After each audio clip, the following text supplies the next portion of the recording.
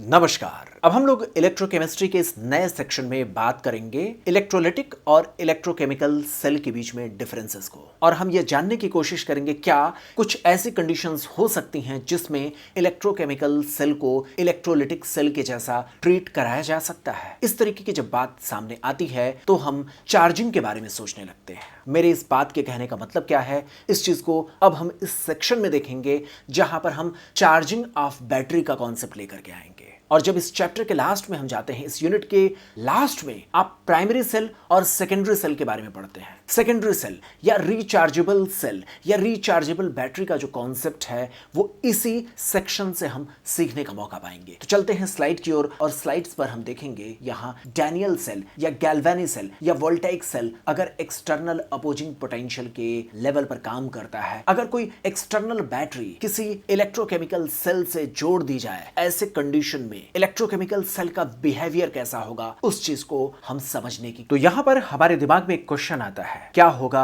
अगर कोई external opposing potential को अप्लाई किया जाए डैनियल सेल, गैल्वेनिक सेल या वोल्टाइक सेल के इलेक्ट्रोड्स पर अपोजिट पोटेंशियल को अप्लाई किया जाए, और ऐसे मामलों में धीरे धीरे जो अपोजिट पोटेंशियल है उसको हम बढ़ाते जाएं, तो ऐसे कंडीशन में क्या होगा? इस चीज का एक सिंपल सा आंसर है, पहले रेसिस्टेंस मिलेगा करंट के फ्लो में। जैसे अगर मैं बात करूं वोल्टाइक सेल या गैल्वेनिक सेल या यहां पर डैनियल सेल का जो नाम दिया गया है, ये सारे साइंटिस्ट मिलकर के पहला इलेक्ट्रोकेमिकल सेल को डेवलप करने की कोशिश किए थे। इसी वजह से यहां पर ये तीन अलग अलग नाम, तीन अलग अलग कंडीशंस में आपको देखने को मिल जाता है। उन्होंने जो पहली बैटरी या सेल डेवलप किया था उसका सेल का पोटेंशियल 1.1 वोल्ट था। उसको धीरे धीरे उन्होंने एक्सटर्नल अपोजिंग पोटेंशियल के साथ काउंटर एक्ट कराने की कोशिश किया। कैसे रिजल्ट्स रहे और उसी की मदद से बैटरी को कैसे चार्ज किया जा सकता है, इस बारे में दुनिया को पहली बार आइडिया लगा। एक बार इमेज ड्रॉ करने की यहां पर कोशिश करें तो ये सारी चीजें हम सिंप्लीफाइड वर्जन में देख पाएंगे। होता कुछ इस तरीके से है कि हमने जो पहला बैटरी या सेल का जो मॉडल लिया उसमें खुद से पोटेंशियल जनरेट होता है। इस चीज के बारे में हमारी जानकारी है। एक साइड में जिंक की प्लेट, दूसरे साइड में कॉपर की प्लेट, और यहां पर जो करंट फ्लो करता है उसके लिए हमें वोल्टेज डेवलप होते हुए मिलता है। उस वोल्टेज की वैल्यू कितनी होती है? उस वोल्टेज की वैल्यू होती है 1.1 वोल्ट। अब हम इस तरीके के मामलों में जहां इलेक्ट्रॉन इधर की ओर फ्लो करेंगे और करंट इसके अपोजिट फ्लो करेगा, इस चीज की जानकारी हमें है। अगर हम यहां पर कुछ मॉडिफिकेशन करें, क्या मॉडिफिकेशन करेंगे उस चीज को देखें। यहां नेगेटिव प्लेट आप जिंक के साइड में पाते हैं और कॉपर के साइड में पॉजिटिव प्लेट पाते हैं। अगर किसी बाहरी सोर्स से, अब हमने कोशिश यह किया कि यहां पर बाहरी सोर्स से यहीं पर एक और नेगेटिव प्लेट लगा दिया, यानी हमारी कोशिश कुछ इस तरीके से होती है कि यहां एक नेगेटिव टर्मिनल से इसको जोड़ने की कोशिश की जाती है और पॉजिटिव टर्मिनल को पॉजिटिव टर्मिनल से जोड़ने की कोशिश की जाती है। यानी आपने पूरी की पूरी करंट को अपोज करने का पूरा एक नया प्रोसेस यहां पर बनाने की कोशिश कर लिया। इसकी वजह से होगा क्या, अब करंट को फ्लो करने के दौरान एक हिंड्रेंस मिलेगा, क्योंकि आप यहां एक नेगेटिव सोर्स आप बाहरी दुनिया में, ये बाहरी सोर्स से आपने यहां पर अप्लाई कर दिया, ऐसे एक पॉजिटिव सोर्स अप्लाई कर दिया है जो करंट के फ्लो या इलेक्ट्रॉन के फ्लो में अब दिक्कत पैदा करेगा। इस चीज को बस सिंप्लीफाइड वे में आप सीखें, बाद में फिजिक्स में इस पर काफी सारी बात होगी। केमिस्ट्री में इस चीज को दर्शाने का मकसद सिर्फ इतना सा है कि आप बैटरी की चार्जिंग की प्रोसेस को सीख सकें। इसमें सबसे पहले स्टेप में एनसीईआरटी ने दर्शा रखा है, अगर हमने एक्सटर्नल बैटरी के ईएमएफ या वोल्टेज को 1.1 वोल्ट से कम रखा, यानी एक्सटर्नल जो बैटरी है उसके ईएमएफ को अगर 1.1 वोल्ट से कम रखा, तो जो हमारी प्राइमरी बैटरी है या जो प्राइमरी सेल है, चूंकि बैटरी खुद भी सेल्फ जो ईएमएफ जनरेट करती है उसकी वैल्यू 1.1 वोल्ट होती है, और आपने जो एक्सटर्नल सोर्स से सेल लगाया है वो 1.1 वोल्ट से कम है। इसका मतलब यह है करंट का फ्लो तो होगा, यानी जो करंट का फ्लो होगा वो तो कंटिन्यू रहेगा, लेकिन करंट की अब वैल्यू कम हो जाएगी, अमीटर में डिफ्लेक्शन कम मिलने लगेंगे। नेचुरली जो फ्लो था करंट का अब कम हो जाएगा। ये बात हमें समझ में आती। सेकंड सिचुएशन में नेक्स्ट लेवल पर क्या करते हैं, यहां पर एक्सटर्नल जो बैटरी जोड़ी जाती है उसके वोल्टेज को बढ़ा करके वी एक्सटर्नल 1.1 वोल्ट के बराबर कर दिया जाता है। अब ऐसे कंडीशन में होगा क्या, ऐसे कंडीशन में हमारी जो बैटरी है या जो हमारा इलेक्ट्रोकेमिकल सेल है और जो बाहरी सोर्स का बैटरी जोड़ी गई है अपोजिट डायरेक्शन में, उनकी दोनों का काउंटर एक्शन होने की वजह से अब सेल काम करना बंद कर देता है और इस दौरान होगा ये कि बैटरी के लिए जो अमीटर ऐड किए गए हैं उसमें किसी भी तरीके का डिफ्लेक्शन नहीं मिलेगा, ये सेल काम करना बंद कर देता है। इस तरीके का अगला ऑब्जर्वेशन होगा जब V एक्सटर्नल 1.1 वोल्ट के बराबर कर दिया जाता है। इसके बाद तीसरा स्टेप होगा। तीसरे स्टेप में क्या करेंगे, एक्सटर्नल बैटरी के वोल्टेज को 1.1 वोल्ट से ज्यादा कर देंगे। ऐसे मामले में क्या होगा, इस चीज को देखने की कोशिश करें तो आप समझ सकते हैं। अब एक्सटर्नल सोर्स के वोल्टेज को आपने बढ़ा करके 1.1 वोल्ट से ज्यादा कर दिया है। इससे होगा क्या, ये जो हमारी बैटरी है, जिस इलेक्ट्रोकेमिकल सेल को हमने एक्सटर्नल सोर्स से जोड़ा है, अब ये अपोजिट फंक्शन करना शुरू कर देगा। इस बात का मतलब क्या है, इस बात का मतलब है यहां जो जिंक की रॉड है, कल्पना करिए आपने नेचुरली यही महसूस किया है ना कि जिंक की रॉड गलती है, कॉपर के रॉड की थिकनेस बढ़ती है। इस बारे में हम शुरू से बात करते हुए आ रहे हैं। लेकिन जब एक्सटर्नल वोल्टेज को 1.1 वोल्ट से बढ़ा देंगे तो अब अपोजिट घटना होगी। अपोजिट घटना का मतलब क्या होगा, जिंक की रॉड अब डिपोजिशन की प्रोसेस शो करना शुरू कर देगी, वहीं जो कॉपर की रॉड है वो डिसॉल्व होना शुरू हो जाएगी। इसका मतलब ये है, यहां इस इमेज को बना करके जब देखने की कोशिश करेंगे सारी चीजें अपने आप समझ में आ जाएंगी। यहां जिंक की रॉड जो धीरे धीरे करके डिसॉल्व होती जाती है, यह हमारा जनरल ऑब्जर्वेशन था। अब जब इसके अपोजिट वोल्टेज को 1.1 वोल्ट से ज्यादा कर दिया गया है तो जिंक की प्लेट दोबारा से अपनी थिकनेस को बढ़ाने लगती है, यानी ये दोबारा से अपनी थिकनेस को बढ़ाने लगेगी। इसका मतलब ये हुआ बैटरी अब चार्जिंग की प्रोसेस में आ गई, प्लेट फिर से अपने नॉर्मल शेप की ओर बढ़ने लगे। यह चार्जिंग की कुछ घटना जैसी यहां पर हो गई है। इसी तरीके से आप दूसरे लेवल पर क्या देखते हैं, आप दूसरे लेवल पर देखते हैं कॉपर के प्लेट की थिकनेस बढ़ती है। आमतौर पर क्या होता है, जब ये खुद से काम करता है तो उस समय कॉपर के प्लेट की थिकनेस धीरे धीरे बढ़ती जाती है। लेकिन इस दौरान जब एक्सटर्नल वोल्टेज 1.1 वोल्ट से ज्यादा कर दिया गया है, उस दौरान धीरे धीरे अब ये कॉपर की प्लेट डिसॉल्व होना शुरू हो जाती है। इसका मतलब क्या हुआ, इसका मतलब ये हुआ अब यह रीचार्जिंग की प्रोसेस में आना शुरू हो गई है, अपनी ओरिजिनल कंडीशन में आना शुरू हो गई है। इसी बात को समझाते हुए यहां पर सेकेंडरी सेल का कॉन्सेप्ट आया। इस तरीके से जो प्राइमरी सेल था, जो एक बार यूज करने के बाद दोबारा इस्तेमाल नहीं किया जा सकता है, लेकिन जो सेकेंडरी सेल या सेकेंडरी बैटरी का कॉन्सेप्ट था, इसका यूटिलिटी बार बार बढ़ाई जा सकती है। इस बारे में दुनिया को पहली बार पता चला। पूरे के पूरे एक्सपेरिमेंट का क्या कंक्लूजन है, इसको एनसीईआरटी ने दर्शाया है और हमने अपनी किताब में भी दर्शाया है। चलते हैं अपनी बुक की उन पेजेस को देखने की कोशिश करते हैं। एक्सपेरिमेंटल पॉइंट 1 में हमने यह दर्शाने की कोशिश किया है कि अगर बाहरी सोर्स के वोल्टेज को 1.1 वोल्ट से कम कर दिया है, यहां देखें ईएमएफ वैल्यू जो वोल्टा या डैनियल या गैल्वेनिक सेल की होती है वो 1.1 वोल्ट होती है। अगर एक्सटर्नल सोर्स जिसके ईएमएफ की वैल्यू 1.1 वोल्ट से कम रहेगी तो क्या होगा, ये हमारा सेल काम तो करेगा लेकिन करंट का फ्लो पहले जितना नहीं रहेगा। यहां E एक्सटर्नल 1.1 वोल्ट से कम है। ये पहला एक्सपेरिमेंटल पॉइंट है। अगले एक्सपेरिमेंट की ओर बढ़ते हैं और यहां पर हम देखेंगे इस दौरान जो सेकंड एक्सपेरिमेंट हुआ जिसमें एक्सटर्नल बैटरी का ईएमएफ 1.1 वोल्ट कर दिया गया। इसका मतलब यह है जो इसका अपने खुद से जो ये वोल्टेज जनरेट करती है उतनी ही वैल्यू का हमने अपोजिट वोल्टेज अप्लाई कर दिया। इसका मतलब ये होगा कि अब ये बैटरी काम करना बंद कर देगी। इस तरीके से जो सेकंड एक्सपेरिमेंट है उसका कंक्लूजन मिला। तीसरे एक्सपेरिमेंट के पॉइंट की ओर बढ़ते हैं जिसमें हम यहां देखेंगे अब की बार हमने एक्सटर्नल बैटरी के ईएमएफ को 1.1 वोल्ट से बढ़ा दिया है। इस दौरान इलेक्ट्रोकेमिकल सेल का नेचर बदल जाएगा, अपोजिट हो जाएगा। यह इलेक्ट्रोलिटिक सेल के जैसा, या यूं कह दें कि यह अपनी अपोजिट जो इसकी टेंडेंसी होनी चाहिए उससे अपोजिट घटनाओं को दर्शाना शुरू कर देगा। जिंक की रॉड अब धीरे धीरे थिक होनी शुरू हो जाएगी, कॉपर की रॉड थिन होना शुरू हो जाएगा और यहीं से कॉन्सेप्ट आता है बैटरी के चार्जिंग के बारे में। और यही सेकेंडरी बैटरी का, सेकेंडरी सेल का कॉन्सेप्ट हमारे सामने लेकर के आता है। आप फिजिक्स में पढ़ेंगे प्राइमरी सेल, सेकेंडरी सेल, वहीं पर आप पढ़ेंगे बैटरी क्या होता है। तो जब कई सारे सेल को ऐड ऑन कर दिया जाता है, कई सारे सेल को लगातार एक दूसरे के साथ जोड़ दिया जाता है तो उसे हम बैटरी कहते हैं। सेल और बैटरी में ज्यादा डिफरेंस नहीं होता, ये बात हम फिजिक्स में पढ़ेंगे। यहां पर मोटे तौर पर हमें इसी सारी चीजों को समझना है। फिजिक्स में ही हम एक्सटर्नल बैटरी को अपोजिट डायरेक्शन में अप्लाई करने से क्या क्या करंट की वैल्यू पर चेंजेस होगा, इन सारी चीजों का न्यूमेरिकल कैलकुलेशन करेंगे। यहां समझने का मकसद यह था बैटरी की चार्जिंग के कॉन्सेप्ट को जानने का।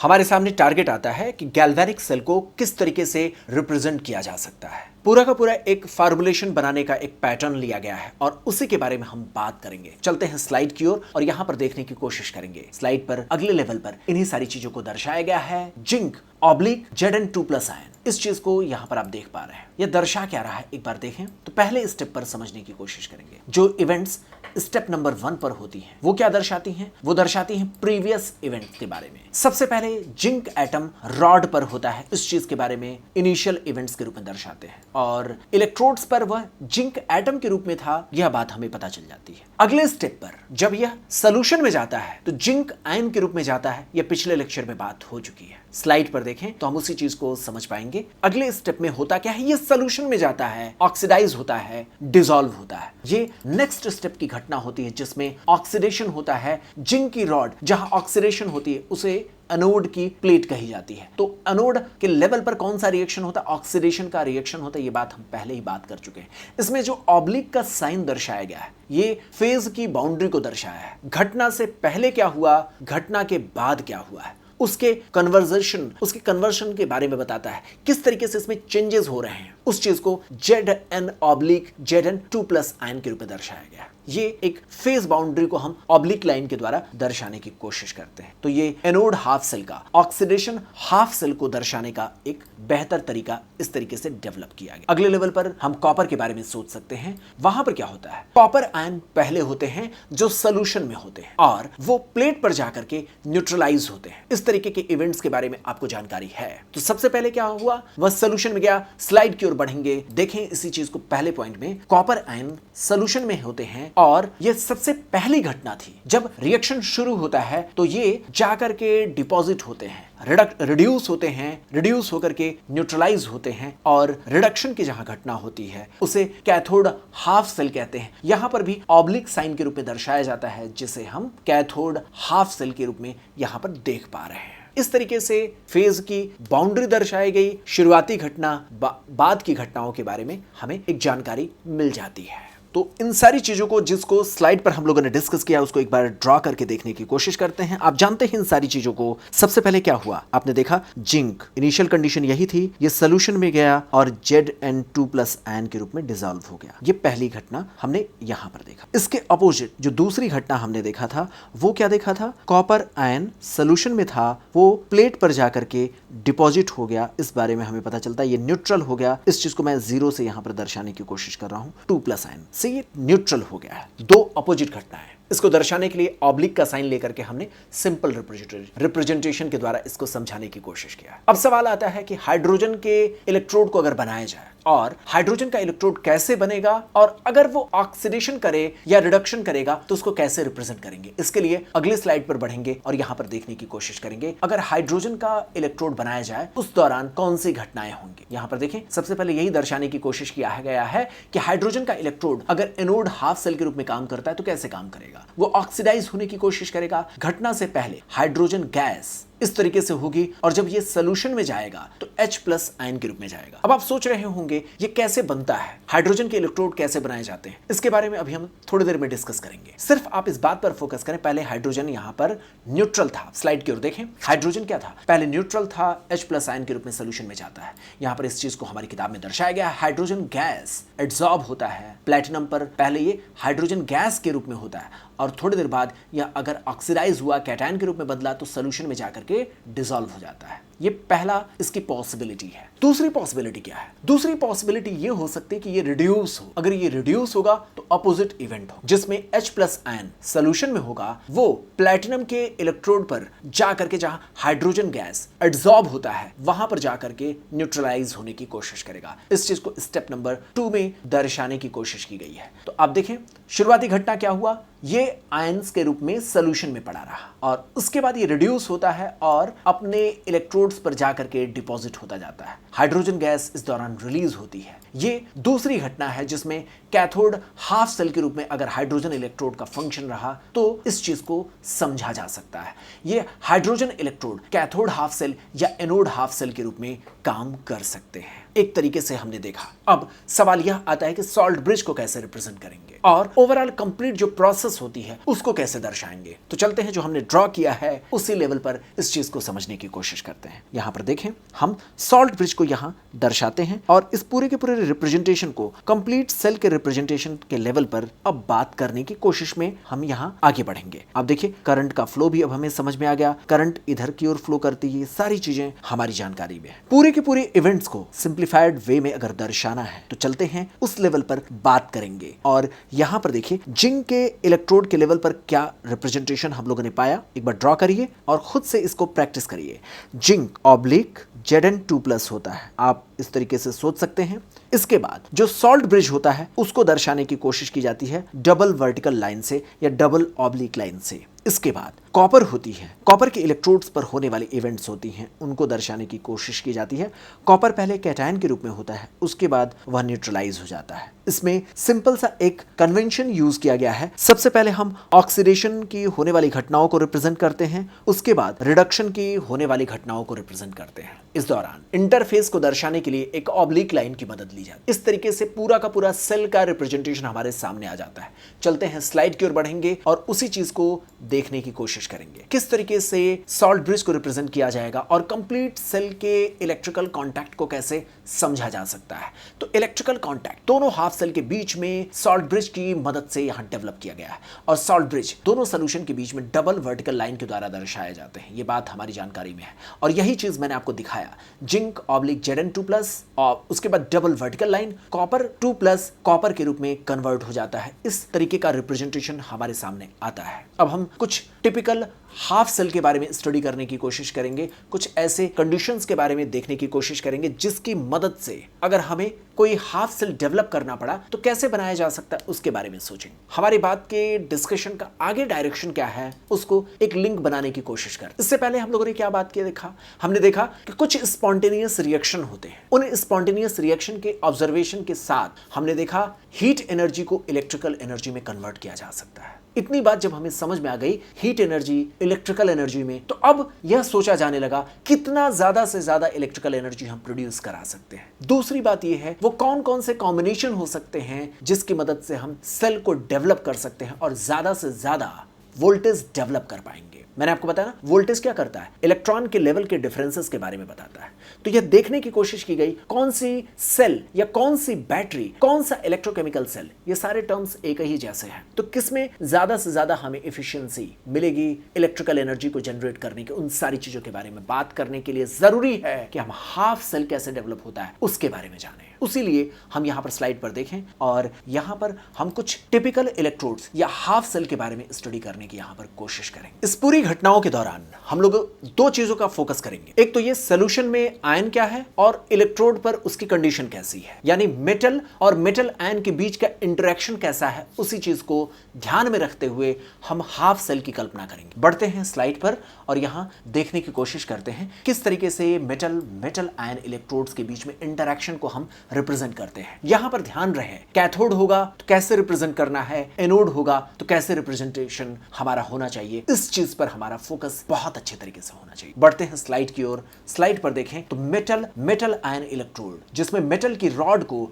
डिप करते हैं उसके ही अपने आयनिक सॉल्यूशन के भीतर, और अगर इस तरीके के इलेक्ट्रोड्स कैथोड के रूप में इस्तेमाल किए जाते हैं तो आप जानते हैं इस दौरान घटना क्या होती है, रिडक्शन की। और इसे हम कैसे रिप्रेजेंट करते हैं, शुरुआती घटना और जो डिपोजिशन की घटना बाद में होती है उस रूप में दर्शाते हैं। यहां पर रिडक्शन हो रहा है कैथोड की प्लेट पर, और इसके अपोजिट अगर एनोड की बात करते हैं तो वहां पर हम क्या देखेंगे, ऑक्सीडेशन की घटनाएं, जिसके बारे में आप पहले से अपोजिट होते हुए घटनाओं के बारे में सोच सकते हैं। यानी जो बातें डिस्कस की जा चुकी हैं उसी को ध्यान में रखते हुए हम नए नए इलेक्ट्रोड्स बना सकते हैं, नए नए कॉम्बिनेशन बना सकते हैं। वो कितना ईएमएफ जनरेट करेगा, सेल का वोल्टेज कितना जनरेट होगा, सेल का पोटेंशियल कितना जनरेट होगा, उसके बारे में अब कैलकुलेट करने की कोशिश करेंगे। साइंस में कभी भी हम कोई भी ऐसी घटना नहीं पढ़ते हैं जो बोर करने वाली हो। हमारा एक मकसद होता है, हमने एक नेचुरल इवेंट ऑलरेडी देख लिया है, उसी की मदद से अब हम आर्टिफिशियल बैटरी बनाने की, आर्टिफिशियल कॉम्बिनेशंस हम अपने तरीके से बनाने की कोशिश करेंगे। जो गैल्वानी और वोल्टा का पहला ऑब्जर्वेशन था उसी को हम मॉडिफाई करने की कोशिश करेंगे और उसी प्रयास में हमें बेसिक नॉलेज अब मिल गई है। प्लेट कैसे बनाना है, हाफ सेल कैसे बनाना है, सोल्यूशन में कैसे डिप करना है, अगर उनके बीच में एक कंपैरिजन करना है तो उसके बारे में कैसे सोचेंगे। कंपैरिजन, इस चीज को भी अब आगे आपको ध्यान में रखना है। कंपैरिजन का मतलब क्यों? क्योंकि हमें देखना है बैटरी कितनी एफिशिएंट बनी हुई है और उसी कंपैरिजन के लिए हमें एक स्टैंडर्ड तय करना होगा। स्टैंडर्ड बनाते समय ध्यान रखा गया हाइड्रोजन के इलेक्ट्रोड को बनाने के लिए और इसी प्रयास में अगले लेवल पर जब हम स्लाइड की ओर बढ़ेंगे तो वहां पर देखेंगे स्टैंडर्ड हाइड्रोजन इलेक्ट्रोड कैसे डेवलप किया गया, उसके बारे में बात करेंगे। तो हाइड्रोजन इलेक्ट्रोड कैसे बनाया जा सकता है, यह एक बड़ा क्वेश्चन है क्योंकि हाइड्रोजन तो गैस के रूप में होता है, उसका इलेक्ट्रोड ऐसा कैसे पॉसिबल है, उसको कैसे डेवलप कर पाएंगे, देखने की कोशिश करते हैं इस इमेज में। और इसको बनाते समय कुछ स्टैंडर्ड कंडीशंस को अप्लाई किया जाता है। स्टैंडर्ड कंडीशंस क्या हैं, चलते हैं उसको ड्रा करके देखने की कोशिश करते हैं। तो यहां पर स्टैंडर्ड हाइड्रोजन के इलेक्ट्रोड को बनाते समय हमारी क्या क्या तैयारियां होनी चाहिए उसको देखने की कोशिश करेंगे। एक्चुअल में होता कुछ इस तरीके से है कि हाइड्रोजन गैस के रूप में होता है, इसीलिए हम एक स्पेशल प्लैटिनम की रॉड पर उसको एड्सॉर्ब कराने की कोशिश करते हैं। तो यहाँ पर इस तरीके से एक सोर्स से हाइड्रोजन गैस डाली जाती है और यहाँ सॉल्यूशन होता है। सॉल्यूशन, आप सॉल्यूशन के बारे में सोच सकते हैं, यहाँ लटकाई गई प्लैटिनम की प्लेट के बारे में सोच सकते हैं। प्लैटिनम की एक खास बात यह होती है कि अपने सरफेस पर हाइड्रोजन गैस को एड्सॉर्ब करने का मौका दे देता है। इस तरीके से हाइड्रोजन गैस को 1 बार प्रेशर, ये एक स्टैंडर्ड कंडीशन है, 1 बार प्रेशर पर यहाँ पर डाला जाता है। इस रास्ते से जब यह गुजरता है तो अपने सॉल्यूशन में डिसॉल्व होने के दौरान, जिस सॉल्यूशन का कंसंट्रेशन भी हम तय रखते हैं, यहाँ सॉल्यूशन का जो कंसंट्रेशन होगा वो 1 मोलर कंसंट्रेशन H+आयन का सॉल्यूशन होता है। ऐसे मामले में इसके सरफेस और इसके बीच में इंटरेक्शन होता है। उसी इंटरेक्शन की घटना को हम देखने की कोशिश करते हैं। यहाँ पर हम समझने की कोशिश करते हैं कि इस दौरान हो क्या रहा है। क्या H2 गैस सॉल्यूशन में H+ आयन के रूप में जाने की कोशिश कर रही है या सॉल्यूशन के भीतर जो H+ आयन है वो हाइड्रोजन गैस के रूप में रिलीज होने की कोशिश कर रही है। यही दो अपोजिट इवेंट्स के बारे में हम सोचने की कोशिश करते हैं। मेरे कहने का मतलब क्या है, एक बार फिर से ड्रॉ करके देखिए, इस चीज को समझने की कोशिश करिए। यहाँ पर सॉल्यूशन के भीतर क्या है, H+ आयन है। हमारे पास एक ऑप्शन ये हो सकता है कि प्लैटिनम के इलेक्ट्रोड पर जा करके H एटम के रूप में पहले न्यूट्रलाइज हो, जो H2 गैस के रूप में रिलीज हो जाए। एक ऑप्शन ये हो सकता है। दूसरा ऑप्शन ये हो सकता है कि जो हाइड्रोजन गैस है वो सॉल्यूशन में रिलीज हो H+ आयन के रूप में। तो अगर पहला ऑप्शन ध्यान में रखा जाए जिसमें यह न्यूट्रलाइज होने के लिए H2 गैस के रूप में रिलीज होने के लिए जा रहा है, यह घटना होती है रिडक्शन की। रिडक्शन की इस घटना के बारे में देखा जा सकता है।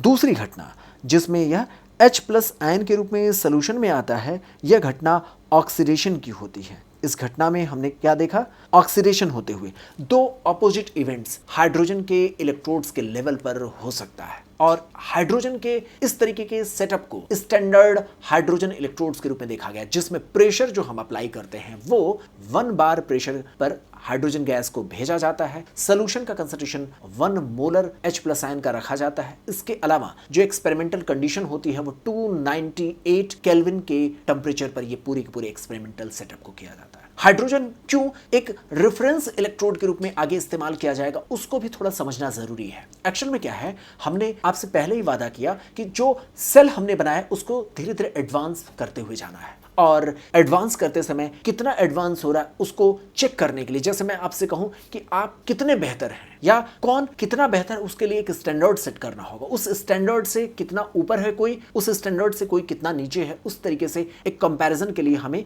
एक रेफरेंस लेवल बनाना होगा। और यही बात हम हाइड्रोजन इलेक्ट्रोड्स की मदद से करते हैं। हाइड्रोजन इलेक्ट्रोड को एक स्टैंडर्ड बनाया गया जिसको रेफरेंस के रूप में इस्तेमाल किया गया। देखने की यह कोशिश की गई कोई उसके कंपैरिजन में किस तरीके से काम करना चाहता है, कितना इफेक्टिवली काम करना चाहता है। इस तरीके से जब एक कोशिश की गई तो इलेक्ट्रोकेमिकल सीरीज बनाने की कोशिश की गई, जिसमें यह जानने की कोशिश किया गया कोई हाइड्रोजन के कंपैरिजन में किसी पर्टिकुलर टेंडेंसी को कितना ज्यादा, कितना स्ट्रांगली शो कर रहा है। इस बात को ध्यान में रखते पूरी की पूरी सीरीज बनाएगी। उस सीरीज पर आगे हम आपके साथ डिस्कस करेंगे। अभी सिर्फ जो हमने ड्रॉ किया है उसको देखिए और स्लाइड पर देखिए किस तरीके से ये कोशिश की गई जिसमें स्टैंडर्ड हाइड्रोजन इलेक्ट्रोड को डेवलप करने की बात हुई। इस घटना के दौरान अगर हम स्लाइड की ओर देखें तो अगले स्लाइड पर ये दोनों ही इवेंट्स को दर्शाने की कोशिश किया गया है। अगर हाइड्रोजन का इलेक्ट्रोड एनोड के जैसा काम करता है तो उस दौरान होगा क्या, यह हाइड्रोजन गैस ऑक्सीडाइज होगा, H+ आयन के रूप में सोल्यूशन में जाएगा। इसके अपोजिट अगर वह कैथोड के रूप में काम करता है तो उस दौरान होगा क्या, वह रिड्यूस होगा और जो सोल्यूशन के H+ आयन होंगे, इसका मतलब क्या हुआ, जो सोल्यूशन के H+ आयन होंगे वो प्लैटिनम के इलेक्ट्रोड्स पर हाइड्रोजन गैस के रूप में जाकर के डिसॉल्व होने की टेंडेंसी दर्शाएंगे। हाइड्रोजन पर इतना फोकस क्यों किया जा रहा है, क्योंकि आगे मैंने आपको बताया है डिफरेंट मेटल्स और नॉन मेटल्स को ध्यान में रखते हुए हाइड्रोजन को एक रेफरेंस बनाया गया और कितना स्ट्रांगली उसका इस इलेक्ट्रोकेमिकल सेल के डेवलपमेंट में बिहेवियर होगा उसको ध्यान में रखने के लिए एक स्टैंडर्ड रेफरेंस की जरूरत पड़ेगी। क्या है मेरे कहने का मतलब, अभी जब थोड़ी देर में आपके साथ डिस्कस करेंगे तो बात करेंगे। अभी सिर्फ इतना समझें कि हाइड्रोजन इलेक्ट्रोड की मदद से हम एक इलेक्ट्रोकेमिकल सीरीज बनाने की कोशिश करेंगे जिसमें देखेंगे तमाम तरीके की बैटरीज के कॉम्बिनेशन का अनुमान हम आसानी से लगा सकते हैं। और इसी वजह से स्टैंडर्ड हाइड्रोजन इलेक्ट्रोड को बनाने के लिए कुछ स्टैंडर्ड कंडीशंस ली गई। टेम्परेचर कितना 298 केल्विन, कंसंट्रेशन कितना 1 मोलर, प्रेशर कितना 1 एटमॉस्फेयर, इस तरीके की बात आती है। इतना ही नहीं, हमें एक और कंडीशन के बारे में जानना होगा। बार बार मैं आपसे बात करूंगा आगे सेल के पोटेंशियल डिफरेंस के बारे में, सेल के ईएमएफ के बारे में, सेल के वोल्टेज के बारे में। तो ऐसे कंडीशन में ये तीनों ही टर्म्स एक जैसे हैं, ये बात आपको फिजिक्स में पढ़ने का मौका मिलेगा। जो ईएमएफ होता है वो सबसे शुरुआती जो पोटेंशियल का डिफरेंस होता है, जिंक और कॉपर के कॉम्बिनेशन में आपने जो सबसे हाईएस्ट वैल्यू का डिफरेंस आपने देखा, उसे सेल का ईएमएफ कहना चाहिए। यानी जब बैटरी जस्ट फंक्शनिंग करने के लिए तैयार हो रही हो उस समय जो पोटेंशियल का डिफरेंस होता है, पिछले लेक्चर में बात हुआ है, उसको हम ईएमएफ कहते हैं, इलेक्ट्रोमोटिव फोर्स कहते हैं। और जब वो धीरे धीरे काम करना शुरू कर देता है तो उस समय जो पोटेंशियल डिफरेंसेस होते हैं उसके लिए एक जनरल टर्म सेल का पोटेंशियल डिफरेंस या सेल का वोल्टेज कहा जाता है। उस चीज़ के बीच के डिफरेंसेस के बारे में भी आपको जानकारी होनी चाहिए। स्लाइड पर बढ़ेंगे और यहाँ पर देखने की कोशिश करेंगे ईएमएफ और पोटेंशियल डिफरेंस के बीच का डिफरेंस क्या होना चाहिए। और इसके बीच में आपको पता होना चाहिए जब करंट का फ्लो आमतौर पर होता है तो उसे पोटेंशियल डिफरेंस के रूप में हम समझने की कोशिश करते हैं, उसकी वजह से हो रहा है। जब शुरुआती दौर में जब कोई करंट नहीं फ्लो हो रही होती उस समय पोटेंशियल डिफरेंसेस सबसे ज़्यादा वैल्यू के होते हैं, जिन्हें ईएमएफ कहा जाता है।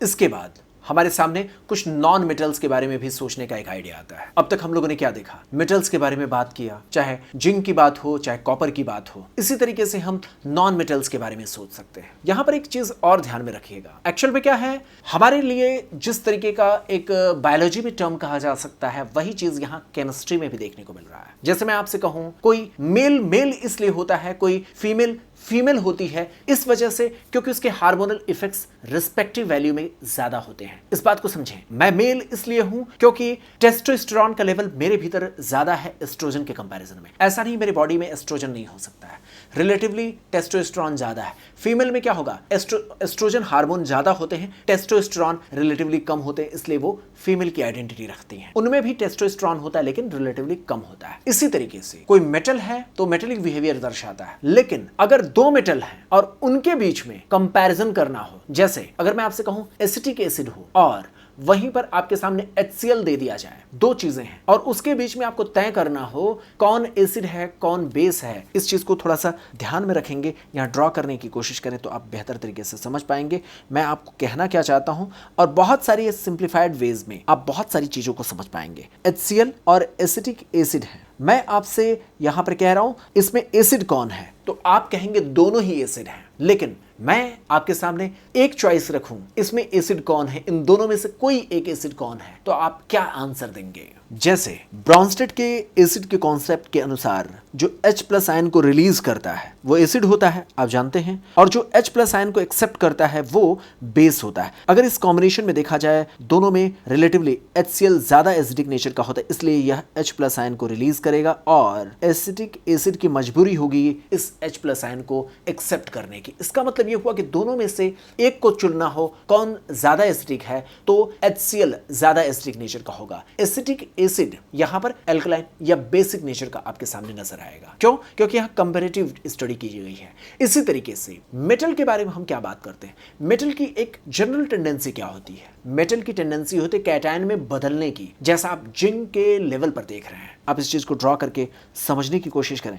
ये साइंस के कुछ फंडामेंटल्स हैं जिसमें जिंक की जनरल टेंडेंसी क्या होती है, ये मेटल है कैटायन में बदलना चाहता है, ठीक बात है, ऐसा होना भी चाहिए, ये अपने इलेक्ट्रॉन्स को रिलीज करेगा। कॉपर की बात अगर हम कहें तो कॉपर क्या करता है, यह भी मेटल है, यह अपने इलेक्ट्रॉन्स को रिलीज करेगा और यह भी अपने मेटेलिक बिहेवियर को दर्शाने की कोशिश करता है। लेकिन अगर इनका कॉम्बिनेशन बनाने की कोशिश किया गया, अगर हमने इन दोनों के बीच के कॉम्बिनेशन को बनाने की कोशिश किया, तब क्या देखा? हमने देखा जिंक एक्चुअल में अपने मेटेलिक बिहेवियर को मेंटेन करके रख पाता है और कॉपर मेटेलिक बिहेवियर को मेंटेन करके नहीं रख पाता है। क्यों?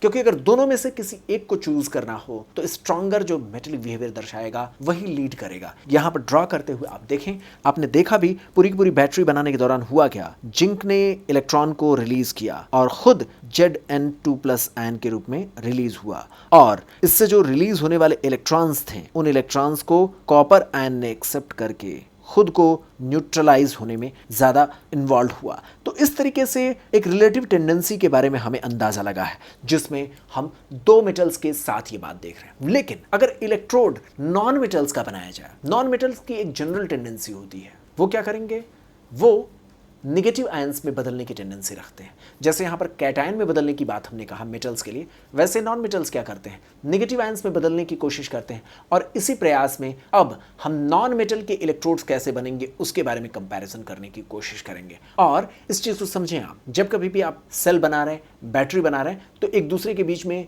रिलेटिव टेंडेंसीज के बारे में ही ध्यान में रखते हुए इलेक्ट्रोकेमिकल सेल की कल्पना की गई थी, इलेक्ट्रोकेमिकल सीरीज को बनाने की कल्पना की गई। ये पूरी की पूरी जो इवेंट्स हो रहे हैं जो यहाँ हमने ड्रॉ किया है, जिसमें मैंने आपको बताया ना, मेटल अब दोनों के बीच में अगर चूज करना हो तो मेटेलिक बिहेवियर तो जिंक आयन दर्शा रहा है और कॉपर आयन एक तरीके से कंपैरेटिवली यहाँ नॉन मेटेलिक जैसी बात कर रहा है, क्योंकि यहाँ दोनों के बीच में से हमें एक को चुनना है कौन ज्यादा मेटेलिक कैरेक्टरिस्टिक्स शो कर सकता है।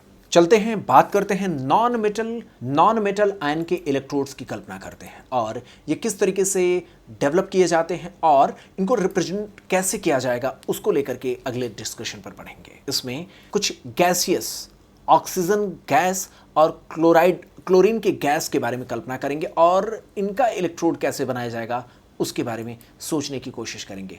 तो पहला इवेंट क्या होता है, ऑक्सीजन की गैस को लेते हैं, प्लेटिनम की रॉड पर एड्सॉर्ब कराने की कोशिश करते हैं और घटना के बाद ये देखिए नेगेटिव चार्जेस के रूप में ये नजर आ रहे हैं, सोल्यूशन में ये OH- आयन के रूप में आपको दर्शाते हुए दिखाया गया है। तो ऑक्सीजन गैस सोल्यूशन में डिसॉल्व की गई है और इस दौरान यह OH- आयन के रूप में रिप्रेजेंट किया गया है।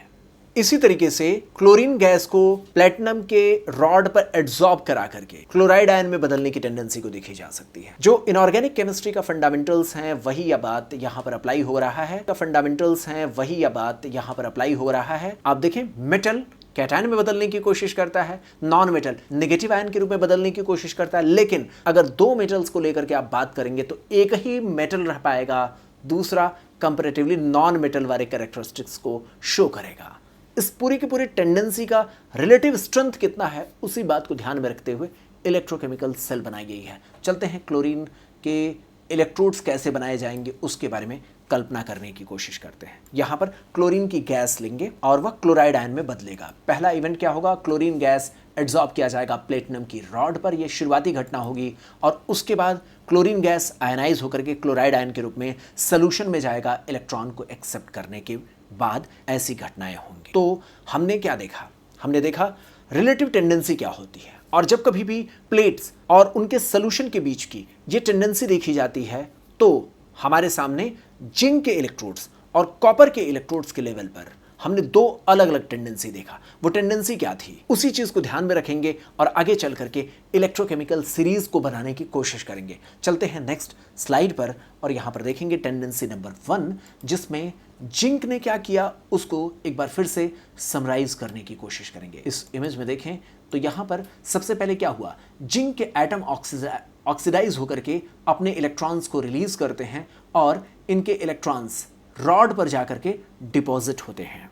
यहां पर यह प्रॉपर मेटेलिक बिहेवियर को दर्शा रहा है और अपने इलेक्ट्रॉन्स को प्लेट पर ही छोड़ करके सोल्यूशन में Zn2+ आयन के रूप में चला जाएगा। इसको हम इस तरीके से दर्शा सकते हैं, प्लेट पर इलेक्ट्रोड्स पर इलेक्ट्रॉन्स का डिपोजिशन और सोल्यूशन में जिंक आयन का जाना, और इस तरीके से एक इंटरफेस पर आप देख सकते हैं इस तरीके के इवेंट्स, और इसकी वजह से एक पोटेंशियल डिफरेंस जो डेवलप होता है उसे हम इलेक्ट्रोड पोटेंशियल के रूप में समझ सकते हैं। इसके अपोजिट हम जब बात करेंगे कॉपर के इलेक्ट्रोड की तो वहां पर अपोजिट टेंडेंसी होती है और वहां पर सोल्यूशन नेगेटिवली चार्ज्ड होता है, प्लेट पॉजिटिवली चार्ज्ड हो जाता है। अब यहीं पर एक बात समझ में आती है, इलेक्ट्रोड पोटेंशियल डिफरेंस। तो एक सवाल आया हमारे सामने कि क्या किसी सिंगल इलेक्ट्रोड के इलेक्ट्रोड पोटेंशियल की वैल्यू के बारे में हम अनुमान लगा सकते हैं। इस चीज को स्लाइड पर चलें देखने की कोशिश करें। क्या किसी सिंगल इलेक्ट्रोड के इलेक्ट्रोड पोटेंशियल के बारे में हम अनुमान लगा सकते हैं। इस तरीके की जब कोशिश करने की बात आई तो पता चला ऐसा पॉसिबल ही नहीं है। हमें किसी की स्ट्रेंथ को देखना है, कितना वो पोटेंशियल डेवलप कर सकता है, उसके लिए जरूरी है दूसरा अवेलेबल हो, तभी हम देख पाएंगे कि उसने कितना पोटेंशियल डेवलप किया है। मेरे इस बात के कहने का मतलब क्या है, आप इस चीज को ड्रॉ करिए, जरूर समझने की कोशिश करिए, आप तभी समझ पाएंगे हम कहना क्या चाहते हैं। और केमिस्ट्री का जो मेन कॉन्सेप्ट यहां देखने की कोशिश करिए। देखिए ये कितना ज्यादा से ज्यादा जिंक की रॉड डिसॉल्व होगी, इस चीज के बारे में तभी अनुमान लगाया जा सकता है जितना ही ज्यादा ये इलेक्ट्रॉन को रिलीज करेगा अपने प्लेट पर। इस पूरे इवेंट्स के दौरान जितना ही ज्यादा ये इलेक्ट्रॉन को रिलीज करेगा अपने प्लेट पर, इस चीज को तभी आप समझ पाएंगे जब इसके साथ कोई दूसरा प्लेट जुड़ा हुआ हो, क्योंकि इस पूरे इवेंट्स के लिए इसका अपोजिट सेक्शन जो कॉपर का कॉम्बिनेशन था वो हमें स्टडी के लिए बहुत जरूरी था। अगर कॉपर ना हो तो हम किसी और को ले सकते हैं, निकल को ले सकते हैं, सिल्वर को ले सकते हैं, कोई दूसरा इलेक्ट्रोड बना करके ले सकते हैं, लेकिन किसी एक सेल से, किसी हाफ सेल से आप उसके इलेक्ट्रॉन को रिलीज करने की टेंडेंसी के बारे में या इलेक्ट्रॉन के एक्सेप्ट करने की टेंडेंसी के बारे में अनुमान नहीं लगा सकते हैं। जैसे अगर मैं सिंपल सी बात इसके अपोजिट यहां कॉपर को ही लेकर के कहूं तो कभी भी ऐसा संभव नहीं है कि हम अकेले बता सकें कि ये इलेक्ट्रॉन को एक्सेप्ट करने की कितनी टेंडेंसी रखेगा। ऐसा कभी पॉसिबल नहीं है। जब हम इनका कॉम्बिनेशन डेवलप करने की कोशिश करते हैं तब हमें पता चलता है, और इस दौरान हमें समझ में आता है कि कॉपर के कंपैरिजन में जिंक एक एक्टिव मेटल है जो अपने इलेक्ट्रॉन को रिलीज करता है, और उसी की वजह से कॉपर इलेक्ट्रॉन को एक्सेप्ट करने की टेंडेंसी रखता है। तो एक सिंगल कॉम्बिनेशन कभी पॉसिबल नहीं। कॉम्बिनेशन कहने का मतलब ही है कि दो के साथ जब कंबाइन करेंगे तभी आप इस तरीके के टेंडेंसीज के बारे में अनुमान लगा सकते। तो स्लाइड पर जो लिखी गई बात है इसका मतलब यह है कि किसी सिंगल इलेक्ट्रोड का इलेक्ट्रोड पोटेंशियल आप पता नहीं कर सकते हैं, और पता करना चाहते तो हमें एक पूरा का पूरा सीरीज बनाने की बाद में चल करके समझ में आई आवश्यकता, जिसके लिए स्टैंडर्ड हाइड्रोजन इलेक्ट्रोड की बात हमने कल्पना में जो पहले लिया था उसी को आगे अप्लाई करने की कोशिश करते हैं। तो उस दौरान करते क्या हैं इस चीज को देखेंगे। तो कभी भी किसी भी घटना में हम एक कन्वेंशन बनाने की कोशिश करते हैं जिसमें